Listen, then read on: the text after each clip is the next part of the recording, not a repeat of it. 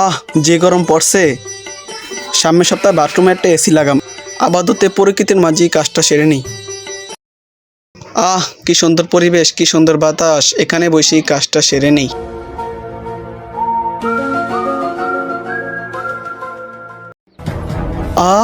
লাশ, এখনই সিআইডিকে ফোন দেই।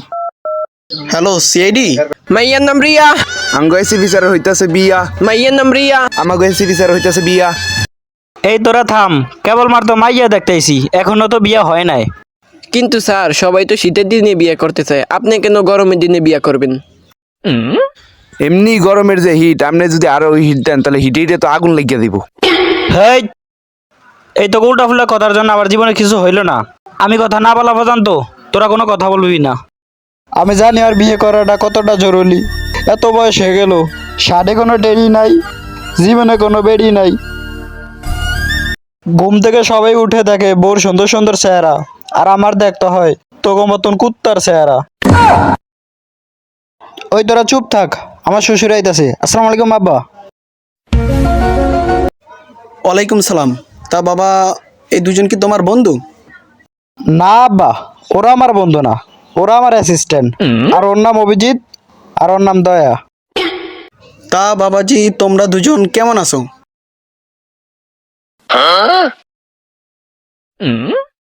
তা বাবাজি, লগে কি ফলাফান নিয়ে এসো? মুরব্বী মানুষ, একটা প্রশ্ন করলাম, উত্তর দিল না তো। দয়া, অভিজিৎ, তোরা এটা কি করতেছস? উনি মুরব্বী মানুষ, উনি এটা প্রশ্ন করছে, তোরা উত্তর দিতেছস না কেন? তোরা কি আমার মান সম্মান খাবি নাকি? দেখেন এসিপি স্যার, এক মুখ দিয়ে কত ধরনের কথা বলেন। আপনার এটা মুখ নাকি কুত্তার পুটকি? আপনিই তো বলছেন আপনি কথা না বলা পর্যন্ত আমরা কথা বলতাম না, আমরা এক কথার মানুষ। থাক বাবাজিরা, তোমরা ঝগড়া করো না, এই নাও মিষ্টি খাও। আরে বাবা, মিষ্টির কি দরকার ছিল? আমি মিষ্টি মুষ্টি খাই না, আর আমার লাগে যারা আইছে ওরও মিষ্টি মুষ্টি খায় না। স্যার মিষ্টিগুলা সেই মজা, আমরা এই নিয়ে 4টা খাইলাম। স্যার মিষ্টিগুলো সেই মজা, আপনি একটা খাই দেন, সেই মজা। বাদ দাও বাবা, তোমার আমার খুব পছন্দ হয়েছে। তোমার কি এই বিয়েতে কিছু চাওয়া পাওয়া আছে? সাওয়াফা আসেনি? এটা আপনি কি বললেন? আপনি কি যৌতুকের কথা বলতে আছেন? আপনার কি মনে হয় আমি যৌতুক নিমো? যৌতুক লাগবে না। আপনার যদি মনে হয় আমার একটা খাট দিয়েন। আপনি যদি খাট দেন, আমি আর কতক্ষণ ঘুমামো? ঘুমাইবে তো আপনার মাইয়া। তো বাবা, খাট নাইতে দিলাম, আমার মেয়েকে কি তোমার পছন্দ হয়েছে? বা আপনার মেয়ের আর পছন্দ হয়েছে। আপনার মেয়ে তো হট, কড়া, আগুন। দেখছো শালে কি লুচ্চা। তো একটা জিনিস তো জানাই হইলো না, তো তুমি কি করো? জি, আমি পড়ালেখা করি আর পড়ালেখার মাঝে মাঝে ইমোতে ফিলিংসিং করি। কি দরকার ছিল ইমোতে ফিলিংসি করার কথাটা বলার? ধুৎ, আমার মান সম্মানটাই থাকলো না। স্যার হুদাই বিয়েটা করলেন না, যদি বিয়েটা করতেন তাহলে জঙ্গলে না থেকে খাটের উপরে ঘুমাইতাম, সেগায় ঘুমাই থাকতাম। তোর কি মনে হয় আমি খাটের উপরে বউথিয়া তোকে মতন কুত্তারে নিয়ে ঘুমাইতাম? যত যাই হোক, ইমো ফিলাংসার করে বিয়া করা যাইব না।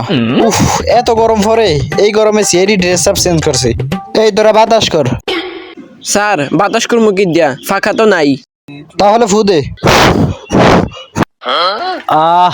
গাছ লাগান, পরিবেশ বাঁচান, আর মাঝে মধ্যে বাতাস দিয়া গাছটারেও বাঁচান। খা খা খা আমায় চুষ। হ্যালো, আচ্ছা ঠিক আছে। স্যার কিস হইছি। কেস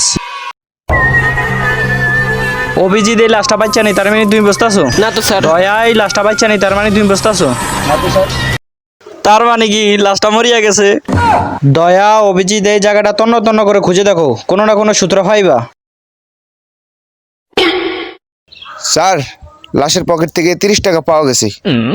স্যার 30 টাকা? 30 টাকা দিয়ে এই গরমের মধ্যে 3 জনে 3টা আইসক্রিম হান দিতে পারমু। সিআইডি কে এত নিকৃষ্ট, এত খারাপ হয়ে গেছে যে লাশের পকেট থেকে টাকা নিয়ে সিআইডি আইসক্রিম খাইবো? এই টাকাটা আমার কাছে থাক, পরে লাগতে পারে। দয়া, অভিজিৎ এই লাশটা লেবো ফাটিয়ে দাও, আর এই জায়গাটা তন্ন তন্ন করে খুঁজে দেখো, কোনো না কোনো সূত্র পাইবা। ততক্ষণ আমি একটু আসি। স্যার আপনি আইসক্রিম খান, টাকা পাইছেন কই? আবার আমার কাছে আসিল।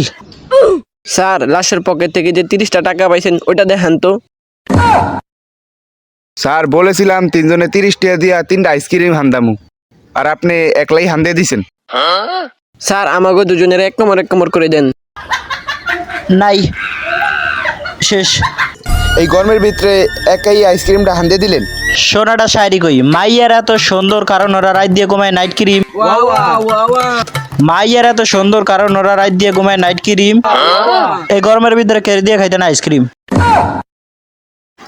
লাস্টটা ফরেন্সিক ল্যাবে পাঠাইছিস না? চল যা দেখি রিপোর্ট কি আইছে।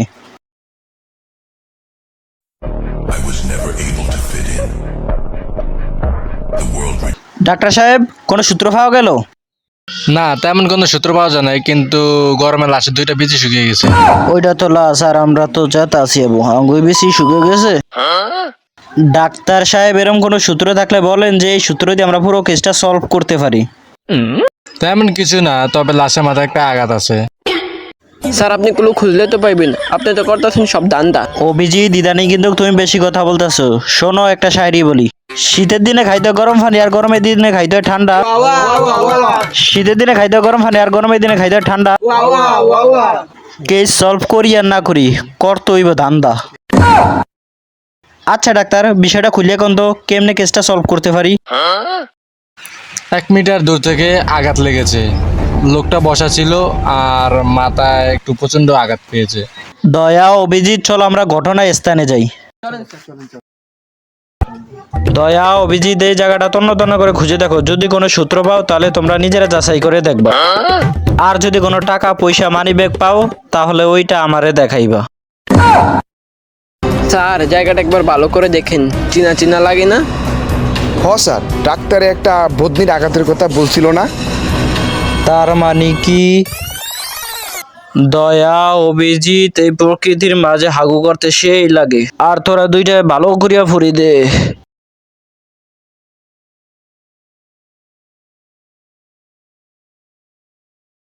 স্যার বদনিটা কি করমু?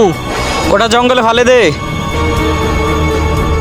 স্যার ও কি আমাকে কারণে মরছে? আমি আর অভিজিৎ তাইলে মার্ডার কেসের আসামি, আমাকে কি হইব স্যার? দয়া, অভিজিৎ, তোরা কোনো টেনশন করিস না, আমি আছি না। আমি থাকতে তোকে কোনো কিছুই হইব না। স্যার আপনি ঠিকই কইছেন, আপনি থাকতে আমাকেও কেউ কিছু করতে পারবো না। শুধু 10 বছরের জেল দিয়ে দিছে।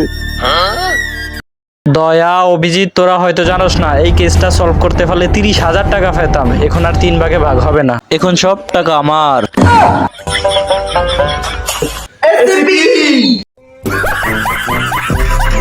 গাইজ দাঁড়ান, যদি ভিডিওটি ভালো লাগে তাহলে সাবস্ক্রাইব করে দেন, আর পাশে থাকা বেল আইকনটি অন করে দেন। আর নেক্সট ভিডিও পর্যন্ত ভালো থাকুন, সুস্থ থাকুন, আল্লাহ হাফেজ।